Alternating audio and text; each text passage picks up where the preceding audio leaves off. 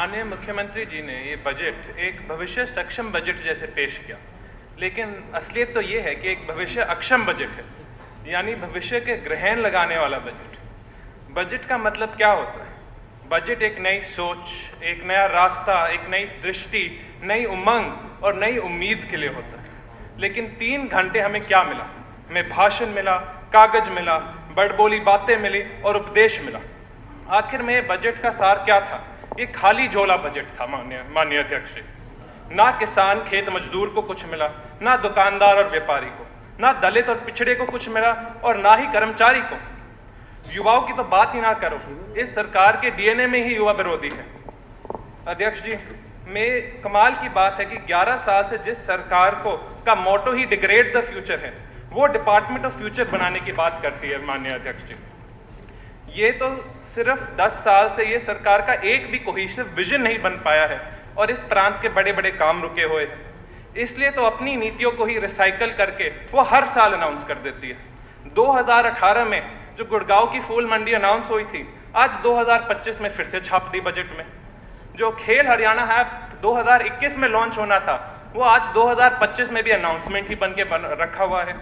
और जो गुड़गांव और नूह की अंतरराष्ट्रीय स्तर पे जंगल सफारी थी, जो 2023 में अनाउंस हुई थी, आज 2025 में वापस वो बजट में आ गई। मुझे तो लगता है ये हम सबको ही किसी सफारी पर लेकर जाने की कोशिश कर रहे हैं कि इनकी रिसाइकल्ड स्कीम्स के बारे में हम भूल जाए। माननीय अध्यक्ष जी, ये बजट पे चर्चा, इस बेतहाशा कर्ज के बारे में काफी हमने चर्चा की। असल में पांव के नाखून से लेकर हमारे सिर के बालों तक हम कर्ज में डूबे हुए हैं। आर्थिक आपातकाल की से गुजर रही है हरियाणा, क्योंकि इस सरकार की एक ही सिंपल नीति है, आमदनी 56, खर्चे 100 रुपया, कर्ज ले लेकर घी पिए भैया। अध्यक्ष जी, 1 नवंबर 1966 में जब हरियाणा बना, तब से लेकर 31 मार्च 2014 तक, यानी 49 साल में हरियाणा का कुल कर्ज 60,293 करोड़ था। 2014 से 2014-15 से लेकर 2025-26 तक, यानी इस भाजपा सरकार के 11 साल में कर्ज बढ़कर 3,52,818 करोड़ हो गया। 600% हमारा कर्ज बढ़ गया है सिर्फ इन 11 सालों में। तो ये सारे के सारे जो 2,92,525 करोड़ है, ये गए कहां? मैं आपको एक चीज बताऊं अध्यक्ष जी, चौंकाने वाली बात है। पिछले 11 साल में हर दिन प्रतिदिन 11 करोड़ कर्ज बढ़ा है। 73 करोड़ कर्ज बढ़ा है हरियाणा का। 73 करोड़ हर दिन, हर घंटे 3 करोड़ कर्ज बढ़ता है हमारा। जो 3 घंटे की हमारी स्पीच थी, उसमें 9 करोड़ का खर्चा हुआ उसमें। तो माननीय अध्यक्ष जी, अगर इतना ज्यादा कर्ज बढ़ गया है, वो पैसा कहां गया? ना तो मैंने कोई नया पावर प्लांट बनते हुए देखा, ना इरिगेशन प्रोजेक्ट बनते हुए देखा, ना कोई स्टेट हाईवे बनते हुए देखा, ना कोई यूनिवर्सिटी बनते हुए देखी, ना कोई हाईटेक सेंटर बनते हुए देखा, क्योंकि कुछ भी नहीं बना है, शून्य बना है पिछले 10 साल में। बजट के मुताबिक ही सरकार 35% बजट का पैसा तो कर्ज लेकर चुका रही है। माननीय अध्यक्ष जी, आप सोचिए, अगर कर्ज लेके घर चलाने के लिए अगर पूरा का पूरा घर ही कर्ज पे डाल दें, तो फिर आज की पीढ़ी और भविष्य की हरियाणा की पीढ़ी क्या करेगी? मैं बताता हूं माननीय अध्यक्ष जी, इस भाजपा सरकार की तो मंशा ही यही है कि सब कुछ लूटकर और झोला उठाकर पतली गली से निकल जाएंगे। हरियाणा का वर्तमान और भविष्य रहे या ना रहे। माननीय अध्यक्ष जी, सरकार बड़ी बड़ी डींगे लगाकर बजट का साइज 2 लाख करोड़ बोलती है। बजट मैं पहुंच रहा हूं उस तक, चिंता ना करें मंत्री जी। बजट का साइज 2 लाख करोड़ से ऊपर बोलती है, लेकिन सच्चाई तो यही है, जो बुनियादी विकास यानी ढांचागत तरक्की के इस बजट में 10% भी नहीं होता, और उसमें से उससे भी कम इस्तेमाल होता है। माननीय अध्यक्ष जी, जो कैपिटल एक्सपेंडिचर होता है, जो कैपेक्स होता है, उस एक आम आदमी के लिए कैपेक्स क्या होएगा? उसके लिए उसकी गाड़ी होएगी, उसकी भैंस होएगी, उसका घर होएगा। एक ऐसी वन टाइम परचेज जो उसके सालों उनके साथ रहे और उसका घर चलाने में मदद करे। सरकार के लिए कैपेक्स क्या होता है?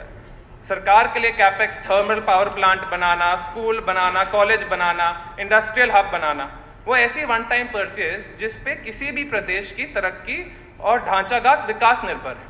2004 से 14 के बीच में जब कांग्रेस की सरकार हुड्डा साहब के नेतृत्व के साथ चली, तब हमने केएमपी बनाया, मानेसर और गुड़गांव को इंडस्ट्रियल और फाइनेंशियल हब बनाया, रेवाड़ी रोहतक रेल लिंक बनाया, पानीपत एलिवेटेड एक्सप्रेसवे बनाया। इस बीजेपी ने क्या किया? ये बीजेपी नारे लगाती है उन्हीं दो सड़कों की, 152D और जम्मू कटरा के, लेकिन ये तो NHAI के से बने हैं, ये तो NHAI के खर्चे पे बने हैं। हरियाणा सरकार ने कहा बनाए? इनके तो स्टेट हाईवे में 2-2 फुट के गड्ढे बने हुए हैं। माननीय अध्यक्ष जी, मुख्यमंत्री जी खुद ही मल्टी लेवल पार्किंग की बात करते हैं। मेरे कैथल में हम 10 साल से मल्टी लेवल पार्किंग की मांग उठा रहे हैं, वो मल्टी लेवल पार्किंग तो आज तक बनी नहीं। हमने तो खुद ही 2014 में लैंड एक्वायर करके बीजेपी को सौंप दी थी जब उनकी सरकार आई थी, लेकिन वो प्लॉट खाली का खाली पड़ा हुआ है। और ऐसे ही हरियाणा सरकार जब कांग्रेस की सरकार होती थी, हमने पावर सरप्लस स्टेट बना के दिया था, लेकिन आज के दिन 10 साल में पावर अपनी टोटल इंस्टॉल कैपेसिटी बढ़ाने की जगह टोटल इंस्टॉल कैपेसिटी 3000 मेगावाट घट गई है।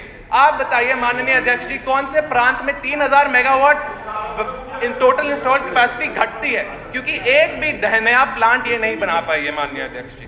माननीय अध्यक्ष जी, मैं कैपिटल एक्सपेंडिचर की बात करने लगूं तो हम तो पूरे दिन यहाँ बैठे रहेंगे, क्योंकि माननीय अध्यक्ष जी हर साल क्या होता है, हर साल 2014-15 से लेकर 2024-25 में हमने देखा है जितना बजट अलॉट होता है कैपिटल एक्सपेंडिचर के लिए, उसके सिर्फ 86% इस्तेमाल होता है। आप सोचो, मैं आपको 100 रुपया दूं और फिर 86 रुपये, मैं आपसे 100 रुपया मांगू और सिर्फ 86 रुपया वापस दूं, आप तो मुझसे गुस्सा हो गए। तो फिर हमारे सारे के सारे हरियाणा वासियों का भी बिल्कुल हक है वो हमारे सरकार से असंतुष्ट हो, क्योंकि वो पैसा जो बोल रही है वो लगा ही नहीं रही। माननीय अध्यक्ष जी, एक आखिरी चीज, माननीय अध्यक्ष जी, लाडो लक्ष्मी योजना के बारे में अनाउंसमेंट की मुख्यमंत्री जी ने।